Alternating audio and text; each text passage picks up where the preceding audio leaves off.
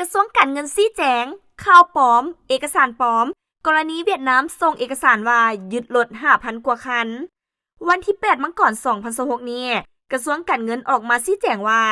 ต่อกับมีกลุ่มคนบ่หวังดีสร้างความปั่นป่วนสร้างข่าวปลอมโดยการปลอมแปลงและอ้างว่าเป็นเอกสารทางการจากกรมภาษีเวียดนามส่งถึงกรมภาษีลาวเพื่อคอยมีการยึดรถยนต์นำเข้าจากสาธารณรัฐสังคมนิยมเวียดนามจำนวน 5,485 คันประเภทรถ Ford Raptor Ford Ranger และอื่นๆโดยได้มีการแชร์ข้อมูลดังกล่าวอย่างกว้างขวางเสริงสร้างความสับสนและเข้าใจผิดให้แก่สังคม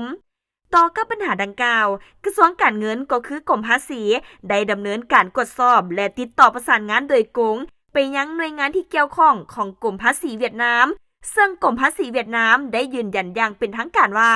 เอกสารดังกล่าวบ่แม่นเอกสารทางการบ่ถูกต้องและเป็นการปลอมแปลงขึ้นมา